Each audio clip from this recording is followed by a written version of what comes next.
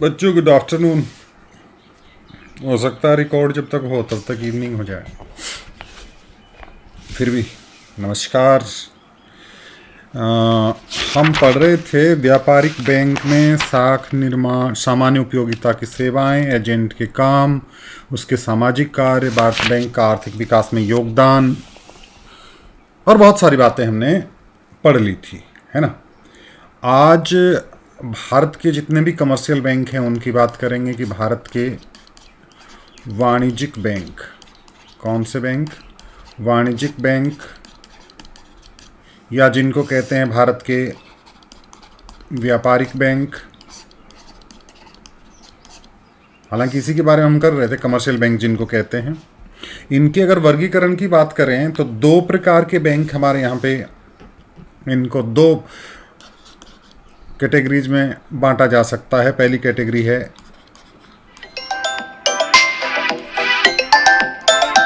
अनुसूचित वाणिज्यिक bank. Just minute, हाँ क्या कह रहा था मैं, अनुसूचित कमर्शियल बैंक या अनुसूचित बैंक। और दूसरे प्रकार के जो बैंक होते हैं वो होते हैं गैर अनुसूचित बैंक। गैर अनुसूचित बैंक, ये दो प्रकार के बैंक जो हैं वो कैटेगराइज किए जाते हैं। और इन कैटेगराइज किए हुए में जो है, जो आपके अनुसूचित वाणिज्यिक बैंक हैं उसके अंदर सार्वजनिक क्षेत्र के सारे बैंक आते हैं, निजी क्षेत्र के सारे बैंक आते हैं और विदेशी बैंक भी इसके अंतर्गत आ जाते हैं। कहने का मतलब ये कह सकते हैं कि अनुसूचित बैंक आपके जितने भी हैं वो सारे के सारे reserve bank of India 1934 act जो था, आरबीआई एक्ट 1934 की जो सेकंड शेड्यूल है या द्वितीय अनुसूची है, पॉलिटिकल में पढ़े होंगे ना अनुसूची वगैरह, उसमें जो दर्ज हैं आरबीआई एक्ट 1934 की जो सेकंड शेड्यूल है, उस सेकंड शेड्यूल में जो है जो भी बैंक हैं वो सारे के सारे क्या हैं, अनुसूचित बैंक हैं। और जो इस सूची में नहीं है वो गैर अनुसूचित बैंक हैं। भारत में आज के दिन एक भी गैर अनुसूचित बैंक नहीं है, इसलिए सारे के सारे कौन से बैंक हैं, अनुसूचित बैंक हैं। ये बैंक छोटे हुआ करते थे गैर अनुसूचित बैंक, और ये इनकी तुलना में काफ़ी बड़े हैं।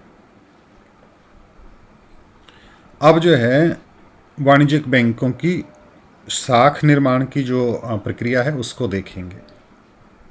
वाणिज्यिक बैंकों द्वारा साख सृजन की क्रिया, क्रेडिट क्रिएशन जिसको हम कहते हैं, क्रेडिट क्रिएशन या साख निर्माण, साख सृजन भी कहते हैं। साख सृजन का एक तरह से मतलब होता है बैंक में दो प्रकार की जमाएं होती हैं। तो प्रारंभिक जमाएं होती हैं, प्रारंभिक जमाएं, एक होती हैं व्युत्पन्न जमाएं। आगे बताऊंगा व्युत्पन्न जमाएं क्या होती हैं। दो प्रकार की जमाएं होती हैं। प्रारंभिक जमा का मतलब आप गए बैंक में और आपने अपने बैंक में कुछ पैसा धन जमा करवाया, 5,000 रुपये आपने स्टार्टिंग में जमा करवाया, या आपकी जो है ना इनिशियल डिपॉजिट है। क्या है बेटा, इनिशियल डिपॉजिट है। तो बैंक के पास ये 5,000 रुपये आए हैं, इन 5,000 रुपये से वो बहुत ज़्यादा मात्रा में साख सृजन कर सकता है, बहुत ज़्यादा मात्रा में लोन दे सकता है, बहुत ज़्यादा मात्रा में लोन दे सकता है। इससे कई गुना लोन दे सकता है। ये हो सकता है कि मान लीजिए ये 10 गुना लोन दे इसका, यानी 5,000 रुपये उसकी इनिशियल जमा है और वो लोन दे देगा कितने रुपए का, 50,000 रुपये का, है ना। नगद कोष इसको कहते हैं बेटा, नगद कोष। इस नगद कोष से कई गुना ज़्यादा जो है वो दे सकता है। कहने का मतलब उसका नगद कोष जो है उससे बहुत ज़्यादा योगदान जो है वो अर्थव्यवस्था में जो है इसका होगा। क्यों, उसका कारण ये है कि बैंक अपने ऐतिहासिक अनुभव से, उसके पास एक्सपीरियंस होता है। क्या होता है, एक्सपीरियंस होता है। और वो एक्सपीरियंस से ये मानता है कि सारे जमा करता, भाई एक पर्सन वन ने जो है पैसा जमा करवाया, है ना, दूसरे ने भी जमा करवाया, तीसरे ने भी जमा करवाया, चौथे ने भी जमा करवाया, इस तरह से करवाए। तो बैंक ये मान के चलता है कि सारे जमा करता एक ही समय पर अपना सारा पैसा नहीं निकालेंगे, अपना जमा राशि को निकलवाएंगे, निकलवाने के लिए एक ही टाइम पे नहीं आएंगे। ऐसा नहीं है कि आज ही जमा करवा लिया और अचानक सारे के सारे आ गए। बैंक ये मान के चलता है कुछ परसेंट लोग जो आएंगे, यानी केवल जो जमा करवाने वाले 10% लोग जो है वो एक बार में आएंगे, और जब आएंगे तो उनको भुगतान कर देंगे, तो बाकी जो पैसा बचा हुआ है ना वो लोगों को लोन के रूप में दे देंगे। यानी 5,000 रुपये जो है उस 5,000 रुपये जमा करवाने आया, कोई दूसरा 3,000 रुपये जमा करवाने आया, चौथा 4,000 रुपये जमा करवाने आया, तो इसमें बाकी जो पैसा है एक उसको लोन के रूप में दिया जा सकता है, उसमें साख के रूप में दिया जा सकता है। कहने का मतलब वो 10% लोग आएंगे, इसलिए बैंक अपना CRR रखता है, एक कैश रिजर्व रेशियो कहते हैं, नगद आरक्षित अनुपात कहते हैं। बैंक क्या रखता है? 10% नगद आरक्षित अनुपात रखता है। 10% नगद आरक्षित अनुपात का मतलब क्या होता है? नगद कोषानुपात भी कहते हैं बेटा इसको, नगद कोषानुपात भी कहते हैं। ये वो राशि होती है जो अपनी प्रारंभिक जमाओं का कुछ हिस्सा अपने पास सुरक्षित रखता है। इसको वो क्रेडिट के रूप में नहीं देखता है, इसको वो लोन के रूप में लोगों को नहीं देगा। यानी अगर किसी ने 1,000 रुपये जमा करवाए हैं तो उसका 100 रुपये जो है वो अपने पास सुरक्षित रखेगा, और बाकी जो 900 रुपये हैं वो लोन के रूप में जारी कर देगा। ये मान के चलते हैं। अब अगर 10% हमारा CRR है, CRR 10% है, तो कितना लोन दिया जा सकता है, साख सृजन कितना हो सकता है, तो उसको इस तरह से निकाल सकते हैं कि आपको जो साख सृजन होगा उनको कहते हैं मांग जमाएं या व्युत्पन्न जमाएं। यानी 10% अगर आपकी CRR है तो मांग जमाएं कितनी होंगी, कितने रुपए का लोन जारी कर सकता है। तो इसके लिए एक फॉर्मूला है 1/CRR और गुणा आपकी जो प्रारंभिक जमाएं हैं वो, या नगद कोष है वो। ये फॉर्मूले से जो है हम मांग जमाओं का मान निकाल सकते हैं कि मान लीजिए बैंक के पास प्रारंभिक जमाएं या नगद कोष जो है वो 1,000 रुपये हैं। कितने रुपए हैं बेटा? 1,000 रुपये हैं, और उसका CRR कितना है? 10% है। CRR कितना है? 10% है। तो 1/10% और इंटू 1,000, या ये हो गया 1/10 पर 10% का मतलब 10/100। तो 10/100 कहाँ आएगा? ये 1,000 यहाँ पे, और 10/100 यहाँ वाला जो है ना वो यहाँ पे आ जाएगा। एक जीरो से एक जीरो काट दिया, कितना आ गया? 10,000। कहने का मतलब किसी भी बैंक की जमाएं अगर 1,000 रुपये हैं और उसका CRR जो है वो 10% है, तो वो 10,000 रुपये की मांग जमाएं उत्पन्न कर सकता है। अपने उत्पन्न कितनी करेगा? 10,000 रुपये की मांग जमाएं उत्पन्न कर सकता है। कितना गुना हुई है? 1,000 की 10 गुना। कहने का मतलब ये 10 गुना हो गई। इसको कहते हैं क्रेडिट मल्टीप्लायर, साख गुणक। क्या कहते हैं बेटा इसको? कितना गुना हुई उसको कहते हैं साख गुणक, क्रेडिट मल्टीप्लायर। क्या कहते हैं? क्रेडिट मल्टीप्लायर कहते हैं इसको। क्रेडिट मल्टीप्लायर का मान वैसे निकालना है तो आप सीधा सीधा निकालते हैं, 1/CRR जो है ना उसको कर देंगे। 1/CRR से निकाल सकते हैं, यानी 1/10%, और 10% का मतलब 100 ऊपर जाएगा, कितना हो जाएगा? 10। कहने का मतलब 10% है तो क्रेडिट मल्टीप्लायर का मतलब जितनी नगद जमाएं हैं उसका 10 गुना। मल्टीप्लायर है, गुणक है, यानी 10 गुना। लेकिन आपके पास अगर CRR नहीं दिया हुआ है, आपको क्या दे दिया? मान लीजिए आपको दे दिया, एक तो आपकी मांग जमाएं दे दी। क्या दे दी? मांग जमाएं। और दूसरा नगद कोष दे दिया। नगद कोषानुपात नहीं, नगद कोष आपका दे दिया। कोई नगद कोष का मतलब प्रारंभिक जमाएं, ये दोनों दे दी, और ये बता दिया कि ये 10,000 रुपये है मांग जमाएं, और नगद कोष आपके 1,000 रुपये हैं। तो मल्टीप्लायर कितना होगा? मांग जमाओं में नगद कोष का भाग दे दो, तो ये आपका जो है वो क्रेडिट मल्टीप्लायर होगा या साख गुणक होगा। साख गुणक होगा बराबर मांग जमाएं बटा नगद कोष, और इसमें भाग दिया कितना आया? 10। ये आपका क्रेडिट मल्टीप्लायर है। ठीक है, बहुत ज़्यादा इसको डिटेल में जाके देखने की ज़रूरत नहीं।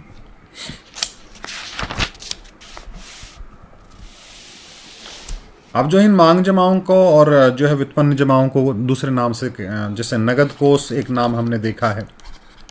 नगद कोष यानी जो प्रारंभिक जमा है। कौन सी जमा है?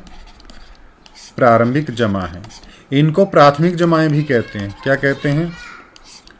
प्राथमिक जमाएं भी कहते हैं, प्राइमरी डिपॉजिट्स भी कहते हैं, यानी लोगों के द्वारा बैंकों में जमा करवाई जाने वाली जमाएं। और उसके बाद दूसरा जो होता है गौण जमाएं।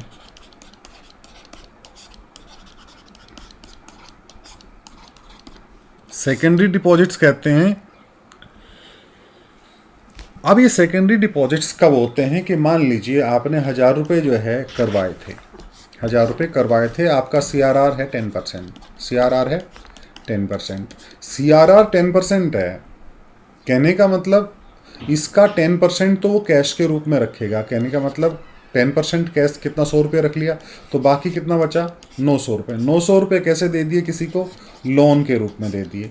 और ये लोन के रूप में नगद नहीं दिया जाता बेटा, लोन के रूप में नगद नहीं दिया जाता है, उसको चेक से भुगतान नहीं किया जाता है, उसके किसी दूसरे प्राइमरी अकाउंट में या उसके सेविंग अकाउंट में 900 रुपये जमा किए जाते हैं।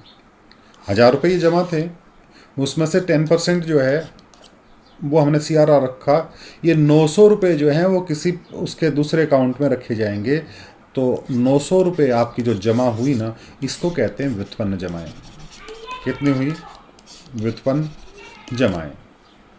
और ये व्युत्पन्न जमाएं आगे से आगे डिराइव होती जाएंगी, 900 का 10% रख के 810 हो जाएगा, आगे बढ़ती जाएंगी जब तक ये 10,000 का मामला सेट नहीं हो जाए। तो ये आपकी हो गई साख सृजन की क्रिया। अब बात करते हैं हमारे सेंट्रल बैंक की। सेंट्रल बैंक किसी भी देश का केंद्रीय बैंक यानी बैंकिंग सेक्टर का अपेक्ष बैंक होता है। ये क्या होता है, अपेक्स बैंक होता है। कहने का मतलब बैंकिंग सेक्टर का मुखिया होता है, शीर्षस्थ बैंक होता है, टॉप क्लास बैंक होता है। और हमारे यहाँ पे जो सेंट्रल बैंक है उसका नाम है RBI, reserve bank of India. स्थापना कब हुई, 1935 में। इसके वर्तमान जो गवर्नर हैं वो श्रीमान शक्तिकांत दास है। ये आप दिमाग में रख लें। नोट छापने के सभी देशों में काम जो है वो आपके सेंट्रल बैंक के पास होते हैं। नोट बैंकने का क्या बोलिए मैं, नोट छापने का जितना भी काम है वो सेंट्रल बैंक के पास होता है। इंग्लैंड में बैंक ऑफ इंग्लैंड के नाम से सेंट्रल बैंक है, बैंक ऑफ इंग्लैंड के नाम से जो है इंग्लैंड में बैंक है। अमेरिका में फेडरल रिजर्व सिस्टम के नाम से या फेडरल रिजर्व बैंक के नाम से या फेडरल बैंक के नाम से, फेडरल बैंक या फेडरल रिजर्व सिस्टम या फेडरल रिजर्व बैंक।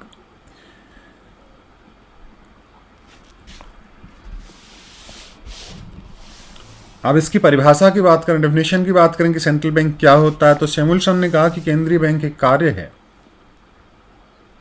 केंद्रीय बैंक क्या है, एक कार्य है।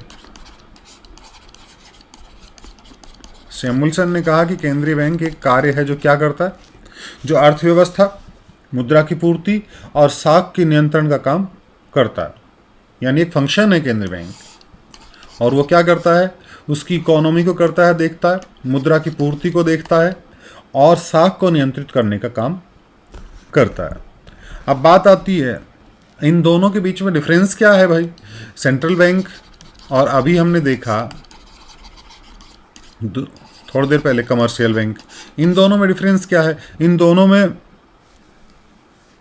डिफरेंस एक तो ये कि सेंट्रल बैंक का काम जो है ना वो जनता की सेवा करना है, जनता की सेवा करना। इसका उद्देश्य कभी भी लाभ कमाना नहीं होता है, इसका उद्देश्य लाभ कमाना नहीं होता है, जबकि इसका उद्देश्य जनता की सेवा की बजाय क्या होता है, लाभ कमाना। आप जो भी बैंक में जाएंगे तो आप देखेंगे कि वो ब्याज के द्वारा जिसी तरह। कहने का मतलब केंद्रीय बैंक का मार्गदर्शक सिद्धांत ये है कि वो जनता के हित की बात करे और देश के हित की बात करे। उसका मुख्य उद्देश्य कभी भी लाभ कमाना नहीं होता है।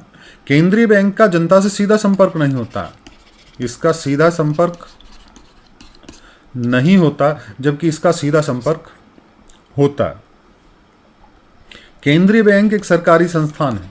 ये क्या है, सरकारी संस्था है, जबकि ये सरकारी और गैर सरकारी दोनों प्रकार की संस्था होती है।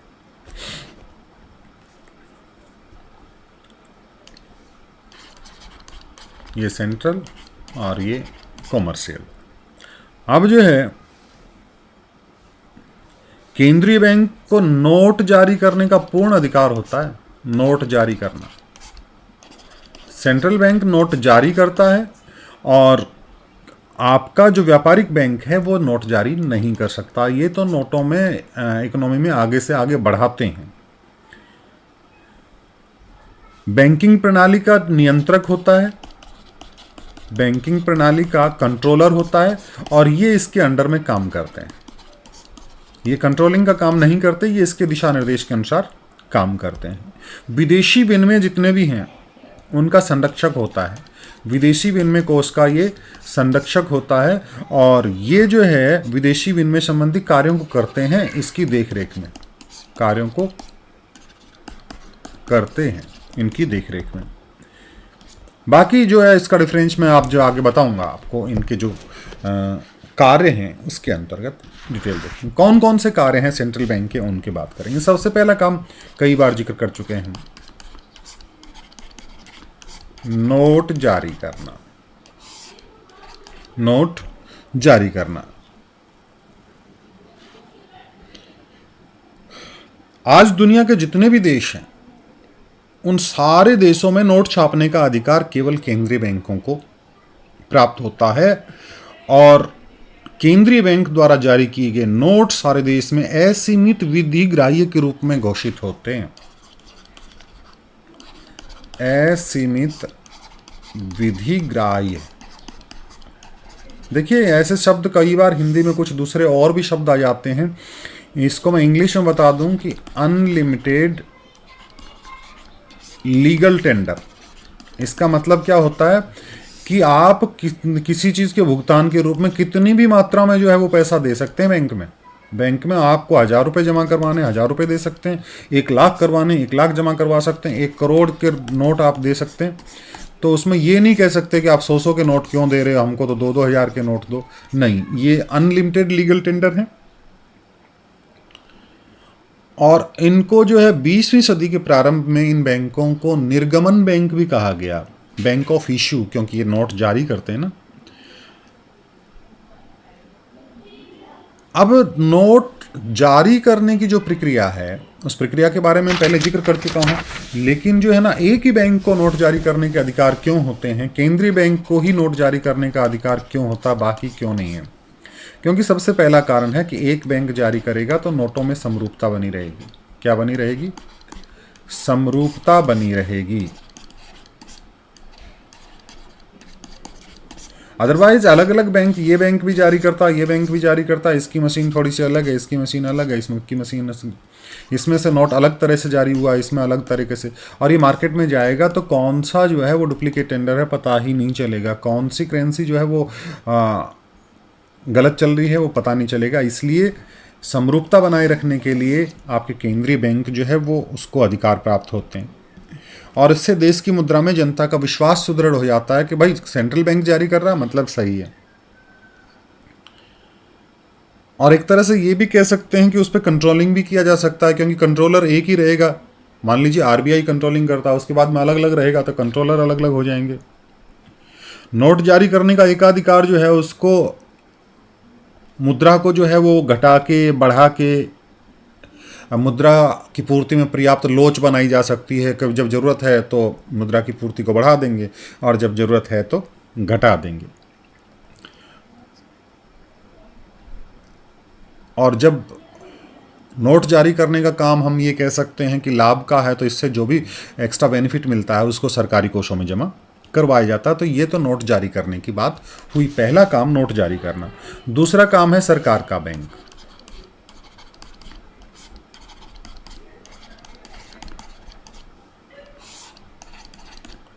सरकार का bank, banker to the government की बात करें कि केंद्रीय बैंक देश के जितने भी सरकारें हैं, जो भी देशों में सरकारें हैं, उनके बैंकर के रूप में काम करता है, उनके एजेंट के तौर पे काम करता है और उनके वित्तीय सलाहकार के तौर पर काम करता है।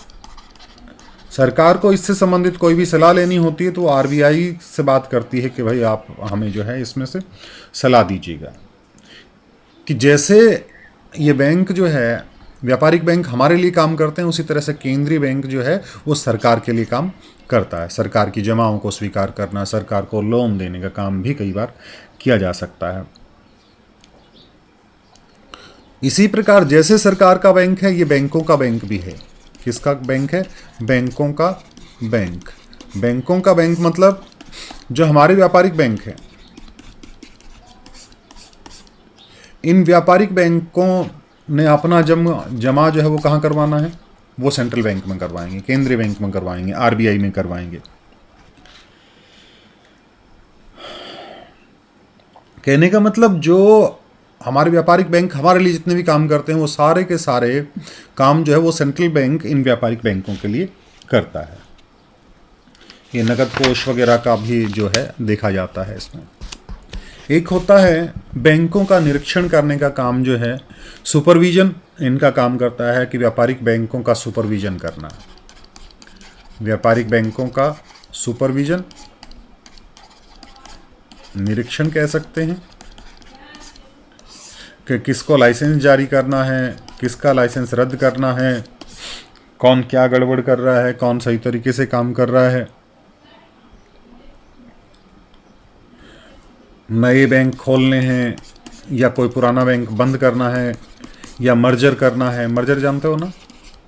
कुछ साल पहले आपके बैंक हुआ करते थे SBBJ, state bank of Bikaner and Jaipur, state bank of Travancore, state bank of Hyderabad, इस तरह। और बाद में सबको किस में विलय कर दिया था? एसबीआई में। और पिछले दिनों कुछ बैंक जो है अभी विलय हुए थे आपके कौन से बैंक हुए थे?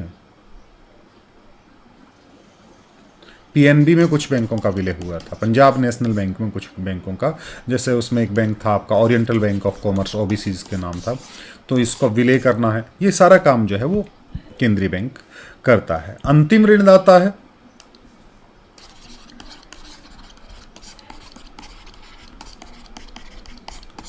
अंतिम ऋणदाता। अंतिम ऋणदाता क्यों कहा गया है? कि बैंक जो है वो जमाएं स्वीकार करते हैं आम आदमी से, और फिर भी इनको अगर ज़रूरत पड़े, बहुत ज़्यादा मात्रा में ज़रूरत पड़े, तो इन जमाओं से काम नहीं चल रहा है तो ये किसके पास जाएगा? ये आरबीआई के पास जाएगा, और आरबीआई इनको लोन उपलब्ध करवाते हैं। इसलिए इनको क्या कहा गया? ये अंतिम ऋणदाता है। देश की जो विदेशी मुद्रा है, देश की विदेशी मुद्रा, डॉलर में, पाउंड में, स्टर्लिंग में, जितनी भी मुद्रा है, उनके संरक्षक के तौर पे जो है आपका आरबीआई काम करता है, सेंट्रल बैंक काम करता है। एक जो है क्लियरिंग हाउस का काम करता है, समाशोधन गृह कार्य करता है।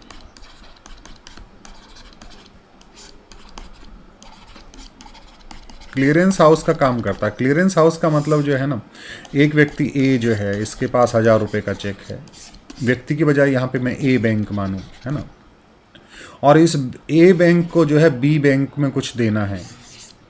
कौन से बैंक में देना है? बी बैंक में। इन्होंने यहाँ पे देना है।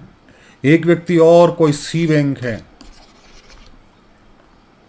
तो इनमें आपस में जब लेन देन होगा, चेक के द्वारा भुगतान करना है, तो ये सीधे आरबीआई के पास जाएंगे, और आरबीआई जो है इसका चेक या इसका चेक या इसका चेक हो, किसी भी चेक को क्लियर करके जिसने डिमांड की है उसके खाते में पैसा जमा करवा देगा। तो ये क्लियरेंस है। क्या है? क्लियरेंस है। और ऐसे क्लियरेंस में इनको आपस में जो है वो धनराशि कैश जमा करवाने की ज़रूरत नहीं है कि ये नहीं कहेगा कि तू मेरे पास आ कैश जमा करवा, सीधे चेक भेजेंगे और आरबीआई ने क्लियर कर दिया।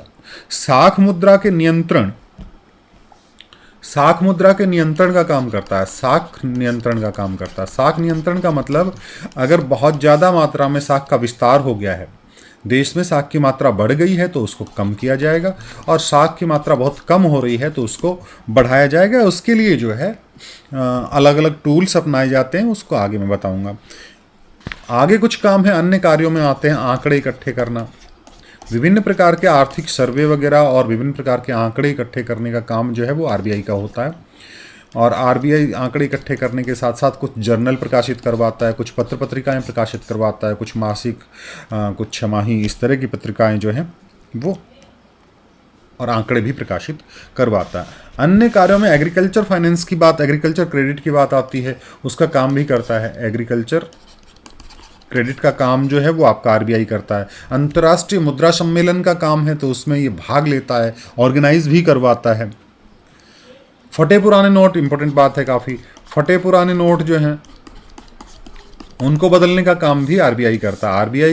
आरबीआई ने ऑथोराइज कर रखा। आप सोच रहे होंगे कि ये तो काम तो हमारे स्टेट बैंक भी करता है, जबकि वो तो कमर्शियल बैंक है। स्टेट बैंक को ऑथोराइज कर रखा आरबीआई ने कि भैया आप हमारे लिए जो है आप ये पैसा लोगों को इकट्ठा कर लो, और वो जो पैसा कहाँ जाएगा, वो फटा पुराना नोट जो है वो आरबीआई में चला जाएगा, और वहाँ पे जो भी उनको करना होगा वो कर देंगे। अब अभी मैंने बताया कि साख नियंत्रण कैसे होगा, कंट्रोलिंग कैसे किया जाता है।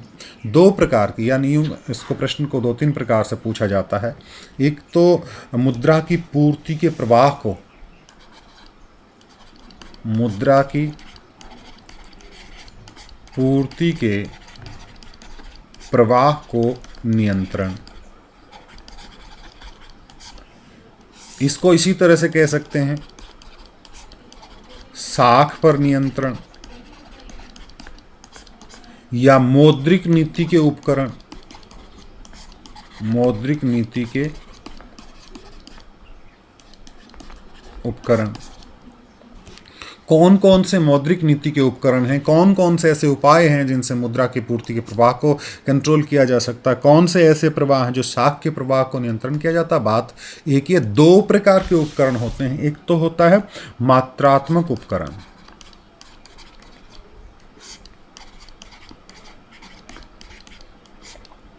जिसको कहते हैं क्वांटिटेटिव इंस्ट्रूमेंट्स, और दूसरे प्रकार के जो होते हैं क्वालिटेटिव, या जिसको कहते हैं गुणात्मक या चयनात्मक साख नियंत्रण भी कहते हैं, गुणात्मक उपकरण। यानी मात्रात्मक उपकरण वो उपकरण है जो साख की मात्रा को कम करना या ज़्यादा करने का काम करता है। साख की मात्रा को कम करना या ज़्यादा करने को लेके जो है ये मात्रात्मक उपकरण बनाए जाते हैं। कौन कौन से मात्रात्मक उपकरण हैं? पहला है बैंक दर नीति। बैंक दर नीति, इस नीति के द्वारा, यानी बैंक रेट नीति जो है उसके द्वारा जो है बैंक सेंट्रल बैंक जो है वो साख की मात्रा को कम कर सकता है या साख की मात्रा को बढ़ा सकता है। बैंक दर क्या है? बैंक दर एक तरह से ब्याज की वो न्यूनतम दर है, ब्याज की वो न्यूनतम दर है जिस पर आरबीआई जो है वो कमर्शियल बैंकों को लोन प्रदान करता है। आरबीआई जो है वो कमर्शियल बैंकों को लोन देने के लिए तैयार होता है कि ये मिनिमम रेट है 2%, 3%, जो भी है उसको क्या कहते हैं? बैंक दर कहते हैं। अब बैंक दर जो है वो किस तरह से मात्रात्मक उपकरण है वो देखेंगे कि मान लीजिए आरबीआई ने आपकी बैंक दर जो है वो बढ़ा दी, बैंक दर बढ़ा दी, ध्यान से सुनेंगे इसको। बैंक दर बढ़ा दी, मान लीजिए पहले 2% थी और अब कितनी कर दी? 5% कर दी। अब क्या होगा सोचिए। पहले व्यापारिक बैंक जो है वो 2% के हिसाब से लोन ले रहे थे। कितने हिसाब से लोन ले रहे थे? कहने का मतलब वो 100 रुपये का कितना जमा करवा रहे थे? इनके पास 102 रुपये जमा करवा रहे थे। 100 रुपये जब ले रहे थे तो 102 रुपये जमा करवा रहे थे साल के। अब 105 रुपये जमा करवाएंगे। कितने करवाएंगे? 105। अब जब बैंक दर ज़्यादा हो जाएगी तो कमर्शियल बैंक इनके पास लोन कम लेंगे कि भाई बैंक ब्याज ज़्यादा है इसलिए कम लेंगे। कम लेंगे तो उनके पास धनराशि हो जाएगी कम, धनराशि हो जाएगी कम, और कम हो जाएगी तो वो लोगों को कम क्रेडिट उपलब्ध करवाएंगे, कम लोन उपलब्ध करवाएंगे। कहने का मतलब साख की मात्रा बाजार में कम हो जाएगी। इसी प्रकार मान लीजिए बैंक दर हो गई कम, कहने का कम मतलब सस्ता, लोन सस्ता हुआ तो ये लोग जो आपके कमर्शियल बैंक हैं ये लोन ज़्यादा मात्रा में लेंगे, और ज़्यादा मात्रा में इनके पास पैसा है तो जनता के पास ज़्यादा पैसा जाएगा और साख की मात्रा बढ़ जाएगी। यानी ये जो है ना कम करना, इसको तो कहते हैं सस्ती साख नीति। क्या कहते हैं? सस्ती साख नीति। और दूसरी जब इसको बढ़ा देते हैं तो उसको कहते हैं महंगी साख नीति। समझ में आई बात? अब बैंक दर नीति जो है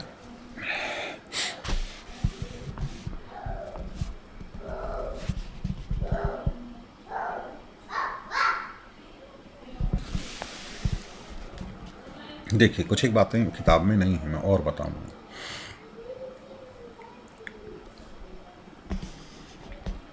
था तो सही, चलो अलग से बता रखा है इसने, अलग से बता दूंगा।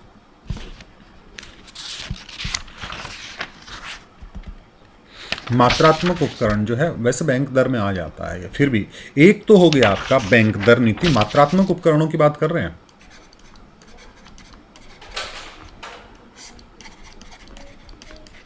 पहला हो गया आपका मात्रात्मक में बैंक दर नीति।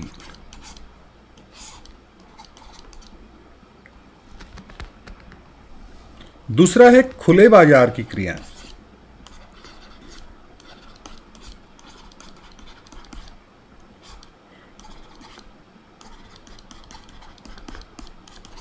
ओएमओ के नाम से जानते हैं, कभी ओएमओ लिखा है तो ओपन मार्केट ऑपरेशंस कहते हैं इनको। क्या कहते हैं? Open market operations. इसका मतलब ये है कि बैंक के पास जितनी भी सिक्योरिटीज हैं, जिनको हिंदी में कहते हैं बेटा प्रतिभूतियां, जैसे एनएससी वगैरह होती है ना, बैंक के पास जितनी भी ये प्रतिभूतियां हैं, सिक्योरिटीज हैं,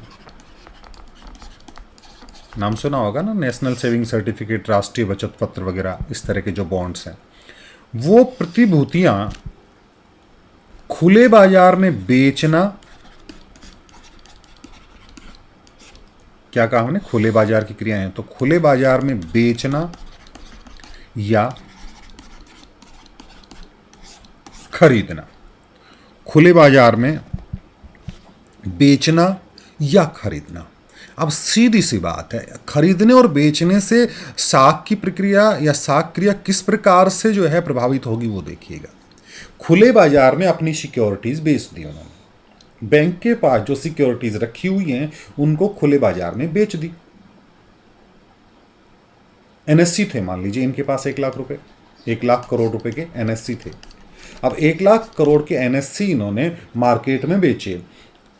एनएससी एक तरह से एक कागज है जो वादा करता है ग्राहक को कि आप ये खरीद लीजिएगा भैया, हम आपको 5 साल बाद में इस 1 लाख का इतना % जोड़ के आपको दे देंगे, 6% जोड़ के दे दिया, 1,06,000 रुपये दे देंगे। तो जब बाजार में बेच दिया तब क्या होगा कि जनता का पैसा, बैंकों का पैसा किसके पास आ गया? आरबीआई के पास आ गया। कहने का मतलब साख की मात्रा घट गई। खुले बाजार में प्रतिभूतियां बेचने पर साख की मात्रा कम हो जाती है, और वो ही सिक्योरिटीज जो बेची थी वो जनता के पास में है। जब इसको लगता है कि हमें दूसरी तरह से कंट्रोल करना है, तब वो ये कहेंगे कि भाई हम आपकी जो सिक्योरिटीज हैं वो अब खरीदना चाहते हैं। जब खरीदेंगे तो उनसे तो सिक्योरिटी ली और उसके बदले में उनको क्या दिया? धनराशि दी कि नहीं दी? जब धनराशि उनके हाथ में आएगा तो कहने का मतलब ये कह सकते हैं कि उससे साख की मात्रा बढ़ जाएगी, साख की मात्रा बढ़ जाएगी, या साख विस्तार होता है इसका। अब खुले बाजार की क्रियाएं की सफलता जो है वो कब निर्भर करती है? ये सफलता की निर्भर करती है कि प्रतिभूतियों के बाजार का पाया जाना, यानी मार्केट है कि नहीं है। कहीं ऐसा नहीं है कि ये तो कहे ले लो सिक्योरिटीज, ले लो सिक्योरिटी प्रतिभूतियां, और उधर कोई खरीदार ही ना मिले तो बड़ी दिक्कत होती है। कहने का मतलब बेचने और खरीदने के लिए बाजार का पाया जाना बहुत ज़रूरी है, और अगर बाजार नहीं है, कोई चीज़ नहीं बिक रही है, तो ये खुले बाजार की क्रियाएं जो हैं वो एक तरह से संदेह युक्त हो जाती हैं, या यूं कह सकते हैं वो प्रभावहीन हो जाती हैं।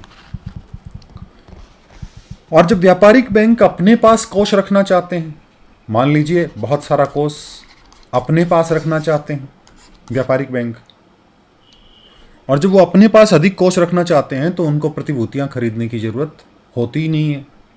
वो पैसा नहीं देंगे कि भाई हम तो कैश अपने पास रखेंगे, हमें प्रतिभूतियां नहीं चाहिए, सिक्योरिटीज नहीं चाहिए। अमेरिका जैसे विकसित देश हैं, वहां पे बैंक जो है कोष रखते हैं अपने पास, उनको सिक्योरिटीज खरीदने की जरूरत नहीं होती, विकसित देश हैं वो। अब जो है तीसरी क्रिया है मात्रात्मक उपकरण में, जिसको कहते हैं हम कैश रिजर्व रेशियो।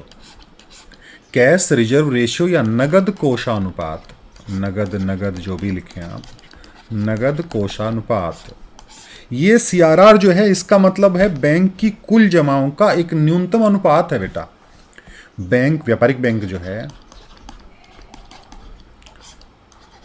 उसकी कुल जमाएं हैं, उसका एक न्यूनतम भाग परसेंटेज में वो किसके पास जमा करवाना पड़ता है? सेंट्रल बैंक के पास, आरबीआई के पास जमा रखता है। उसको कहते हैं सीआरआर है। उसको क्या कहते हैं? सीआरआर कहते हैं, कैश रिजर्व रेशियो। अब ये किस तरह से प्रभावित करता है? मान लीजिए आरबीआई ने कहा कि आपका सीआरआर बढ़ा दिया, सीआरआर बढ़ा दिया, 3 आ गए क्या? इसको हटा दो। सीआरआर बढ़ा दिया, सीआरआर बढ़ाएगा, इसका मतलब अब व्यापारिक बैंक जो है सेंट्रल बैंक के पास पहले से अधिक धनराशि रखेगा।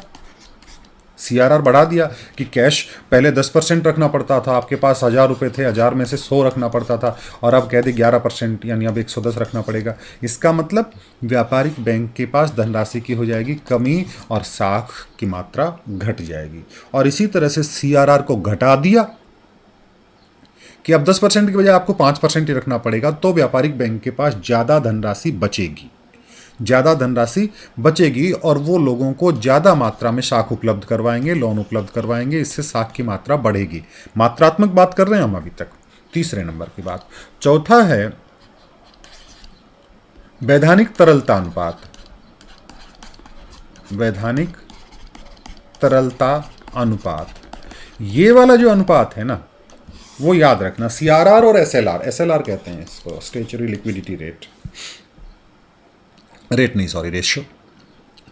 तो प्रत्येक बैंक जो है व्यापारिक बैंक, उसकी जो परिसंपत्तियां हैं, व्यापारिक बैंक की जो परिसंपत्तियां हैं, उसका एक निश्चित हिस्सा जो है खुद के पास ही कैश में रखना पड़ता है।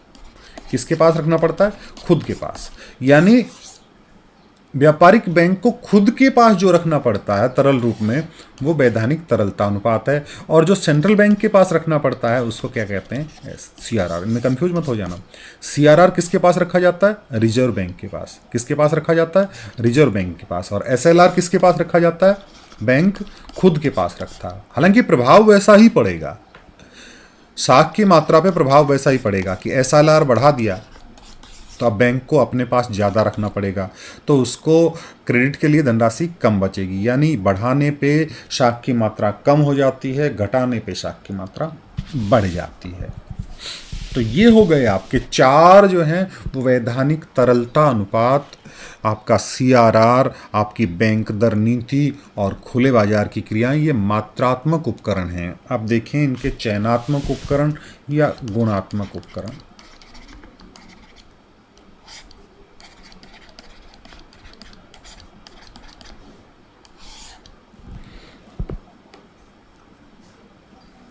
गुणात्मक साख नियंत्रण उपकरण वो हैं जो विशेष उद्देश्यों के लिए जो दी जाने वाली या विशेष बैंकों द्वारा जो दी जाने वाली साख है उसको कंट्रोल करना है। साख की कुल मात्रा पे प्रभाव नहीं पड़ता। वो एक तरह से ये कह सकते हैं कि हम जो है ना इस साल कार लोन बढ़ा देंगे लेकिन हाउस लोन कम कर देंगे। कार लोन बढ़ा दिया, हाउस लोन कम कर दिया, टोटल जो आपकी क्रेडिट है वो उतनी की उतनी रहेगी। यानी कुल मात्रा पे फर्क नहीं पड़ा। इसलिए इसको चयनात्मक साख नियंत्रण उपाय कहा गया या गुणात्मक साख नियंत्रण उपाय कहा गया। अब इसमें पहली बात है कैसे साख नियंत्रण चयनात्मक कौन कौन सी हैं। सबसे पहले एक तो कहते हैं मार्जिन रिक्वायरमेंट।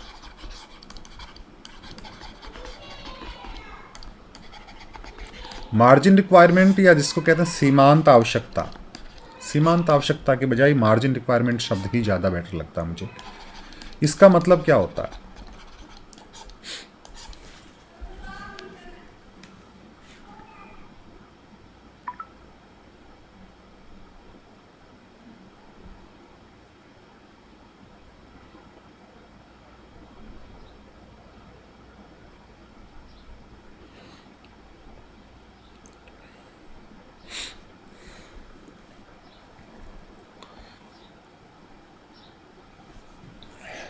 सीमांत आवश्यकता क्या होती? जैसे एक बैंक के पास आप गए, क्या लेने गए? घूमने गए, लोन लेने गए। बैंक ने कहा कि भैया आप कौन हैं, आप अपना नाम बताएंगे। मैं तो हूं राम प्रसाद। राम प्रसाद जी, आपके नाम के बहुत सारे लोग हैं यहां पे, आपको हम लोन क्यों दें? राम प्रसाद जी कहेंगे हमें जरूरत है। नहीं, वो तो जरूरत तो दुनिया में बहुत सारे लोगों को है, आपको ही क्यों दें? क्या भरोसा आप भाग प्रसाद हो जाए। आपको अगर लोन चाहिए तो कोई ना कोई जो है वो रेहन पे रखना पड़ेगा, कोई ना कोई सिक्योरिटी देनी पड़ेगी, ताकि हम आपके लोन की वसूली कर सकें। वो सिक्योरिटी के नाम पे अपनी कार जो है वो रेहन पे रखता है, अपनी ज़मीन के कागजात उनको देता है, या और कोई जो प्रॉपर्टी है उसके कागजात देता है। मान लीजिए उस प्रॉपर्टी की जो मूल्य है, बाजार मूल्य, वो 5 लाख है। प्रॉपर्टी का बाजार मूल्य जो है वो 5 लाख है। अब वो जो है ना मार्जिन रखता। अब मार्जिन की बात बताऊं, बैंक क्या कहेगा, 5 लाख रुपए की आपकी ये है, क्या पता इसकी रेट आगे भविष्य में घट जाए बढ़ जाए, हम तो जो है 5 लाख नहीं, इसका 10% जो है कम करके देंगे। 10% कम का मतलब 50,000 कम करके आपको लोन दे सकते हैं 4.5 लाख रुपए का। जब 4.5 लाख रुपए का लोन और इसका ब्याज आप जमा करवा दो, तब आप अपनी प्रॉपर्टी के कागज वापस ले जाओ। तो ये 50,000 रुपये है ना, ये क्या है, सीमांत आवश्यकता है, ये मार्जिन रिक्वायरमेंट है, ये मार्जिन रिक्वायरमेंट है। तो इस मार्जिन रिक्वायरमेंट को बढ़ा के घटा के जो है साख की मात्रा को कंट्रोल किया जा सकता है, यानी साख की मात्रा को कम किया जा सकता है, साख की मात्रा को ज्यादा किया जा सकता है।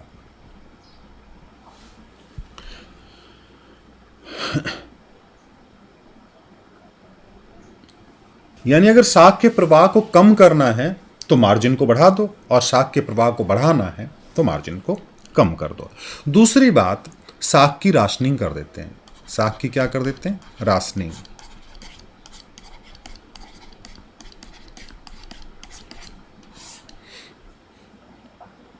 कहने का मतलब विभिन्न व्यावसायिक क्रियाओं के लिए साख की मात्रा का कोटा डिसाइड कर दिया कि भाई आपको उद्योग स्थापित करने के लिए इतना ही लोन दिया जाएगा, आपको बड़ी फैक्ट्री स्थापित करने के लिए इतना लोन दिया जाएगा, उसके लिए इतना है। यानी हर किसी का क्या निर्धारित कर दिया बेटा, कोटा निर्धारित कर दिया। ये कहलाती है साख की राशनिंग। एक होता है प्रत्यक्ष कार्रवाई, डायरेक्ट एक्शन की बात जिसमें हम करें, प्रत्यक्ष कार्यवाही। प्रत्यक्ष कार्रवाई का मतलब यह है कि केंद्रीय बैंक बैंकों के विरुद्ध अगर वो नियम विरुद्ध ज़्यादा साख दे रहे हैं या कम दे रहे हैं तो उनके ऊपर डायरेक्ट एक्शन कर सकता है। जो साख की नीति का पालन नहीं करते तो उसके ऊपर जो है आरबीआई प्रत्यक्ष कार्रवाई कर सकता है, ताकि वो साख नियंत्रण के उपायों को अपनाएं। वो हो सकता है उनकी मान्यता रद्द कर दें, लाइसेंस वगैरह जो रद्द कर दें, या कुछ और एक्शन जो है वो लिया जाए। एक होता है नैतिक प्रभाव। नैतिक प्रभाव से साख की मात्रा पर जो गुणात्मक जो है साख का, उसका प्रभाव जो होता है वो नैतिक प्रभाव। नैतिक प्रभाव का मतलब जो है ना वो डायरेक्ट कार्रवाई से थोड़ा सा अलग है। प्यार से समझाएंगे, यार ऐसे कर लो ना, सलाह दे सकते हैं, सुझाव दे सकते हैं, या कई बार डरा सकते हैं कि कर लो। समझ रहे हैं ना डराने का मतलब, वैसे नहीं डराते कि गोली चल जाएगी यहाँ पे। तो वो एक ये जो है आपका वो नैतिक प्रभाव है। इसके साथ वैसे आपका चैप्टर ये खत्म हो गया है। नैतिक प्रभाव में मनाने और दबाव देने का दोनों की बात आती है। आपने देखा बैंक दर, बैंक दर का ही एक पार्ट है रेपो रेट, रेपो दर। रेपो दर, बैंक दर क्या थी? बैंक दर वो दर, न्यूनतम दर थी जिसके ऊपर आरबीआई जो है किसको लोन देता है? कमर्शियल बैंकों को।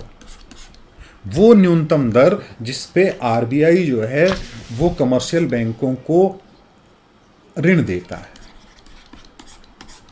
तो वो बैंक दर है। अब रेपो रेट कौन सी है? रेपो रेट वो रेट है, एक तरह से ये कह सकते हैं कि ये जो कमर्शियल बैंक है ना, इनके पास जाएंगे, भाई साहब, बड़े भाई आप जो है हमको ओवरनाइट लोन दे दीजिएगा। कौन सा लोन दे दीजिएगा? ओवरनाइट। ओवरनाइट लोन का मतलब आज लोन लिया और कल जो है वापस भुगतान करना है। भाई आज हमें ज़रूरत है कुछ चीज़ों की, कुछ धनराशि की ज़रूरत है, आप इनके पास गए और दे दिए और कल वापस कर देंगे। तो वो ये कहेगा भले ही वो ओवरनाइट है, चाहे वो कई दिन बाद में दो, हम तो ब्याज तो लेंगे भैया, ब्याज की रेट अलग अलग हो सकती हैं। तो वो ओवरनाइट लोन के लिए, कहने का मतलब ओवरनाइट लोन अल्पकालीन ऋण होते हैं एक तरह से। कैसे लोन होते हैं? अल्पकालीन ऋण होते हैं। तो वो ओवरनाइट लोन के लिए जो ब्याज की दर चुकाई जाती है कमर्शियल बैंक द्वारा, किसको? आरबीआई को, उसको कहते हैं रेपो रेट। क्या कहते हैं बेटा? Repo rate. आप रोजाना अखबार में पढ़ते होंगे कि बैंक आरबीआई ने अब रेपो रेट बढ़ाई। और दूसरी चीज है रिवर्स रेपो रेट। क्या है? Reverse repo rate. Reverse repo दर कहते हैं इसको। रिवर्स रेपो रेट आपकी रेपो रेट से बिल्कुल अलग है, बिल्कुल उल्टी। यानी वो लोन के लिए होती थी, और ये जो बैंक है ना, कौन से बैंक? कमर्शियल बैंक, व्यापारिक बैंक, ये अपनी जमाएं किसके पास रखते हैं? सेंट्रल बैंक के पास या आरबीआई के पास। और वो जो तात्कालिक जमाएं हैं, उन जमाओं के बदले में आरबीआई इनको देता है क्या? ब्याज देता है। तो वो जिस दर से ब्याज देता है वो है रिवर्स रेपो रेट। वो क्या है बेटा? रिवर्स रेपो रेट है। कहने का मतलब मौद्रिक नीति के जो उपाय हैं, उपकरण हैं, उसमें मात्रात्मक और गुणात्मक दोनों तरह के आ गए। मात्रात्मक और गुणात्मक दोनों आ गए। मात्रात्मक में आपकी आ गई बैंक रेट। बैंक रेट में आपको मैंने और ज़्यादा डिटेल यहाँ पे बता दी है। खुले बाजार की क्रियाएं, ओपन मार्केट ऑपरेशंस जिनको ओएमओ कहा गया। तीसरी जो है आपका सीआरआर का जो था, नगद कोषानुपात का, एक एसएलआर का था। चार तो हो गई आपकी मात्रात्मक। और गुणात्मक में हमने देखा, सबसे पहले देखा सीमांत आवश्यकता वाला, मार्जिन वाला। दूसरा था राशनिंग वाला, साख की राशनिंग कर दी हमने। तीसरा आपका जो था प्रत्यक्ष कार्रवाई वाला, डायरेक्ट एक्शन, कागजी कार्रवाई होती है। एक था नैतिक दबाव या नैतिक प्रभाव। तो नैतिक प्रभाव में दोनों चीज़ें आ गई थी। नैतिक का मतलब वो ही नहीं है कि केवल प्यार से समझाया, इसमें दबाव की नीति और मनाने की नीति। प्रेम से मान जाओ यार, या मानना ही पड़ेगा। तो वो जो दोनों, ये सारी चीज़ें आपके इसके अंतर्गत आ गए। तो इसके साथ ये आपका चैप्टर हुआ कंप्लीट। हाँ, कोई क्वेश्चन हो, कोई डाउट हो, आप पूछ सकते हैं। मैं कुछ एक प्रश्नों का जिक्र करता हूँ। बैंक एक संस्था है। आपके ऑप्शन हैं इसमें,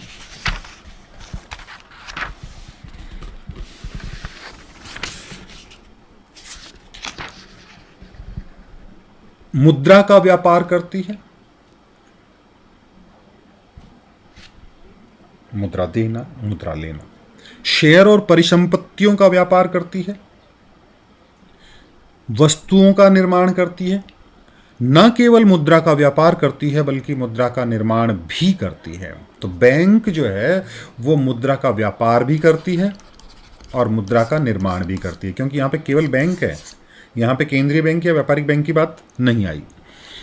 दूसरा प्रश्न है, व्यापारिक बैंकों का सबसे महत्वपूर्ण कार्य है, सबसे महत्वपूर्ण काम, जमाएं स्वीकार करना, एजेंट के रूप में काम करना, ओवरड्राफ्ट की सुविधा देना, निवेश करना। अब आप सोचे होंगे कि काम तो सारे ही हैं, बैंक, व्यापारिक बैंक के काम ये भी है, ये भी है, ये भी है और ये भी है। सबसे इंपॉर्टेंट कौन सा है जो मूल कार्य है? वो है जमाएं स्वीकार करना। अब इसी प्रश्न को दूसरे तरीके से पूछा जाता है कि व्यापारिक बैंक के कार्य कौन से हैं, इनमें से व्यापारिक बैंक के कार्य कौन से हैं। इससे पहले वाले में था सबसे महत्वपूर्ण कार्य कौन सा, और इसमें कार्य कौन सा है। तो एक तो है जमाएं स्वीकार करना, दूसरा है लॉकर की सुविधा देना, तीसरा है ए और बी दोनों, तो दोनों ही होंगे। बाकी जो प्रश्न हैं मैं आपको PDF सेंड कर दूँगा। मिलते हैं, बाय।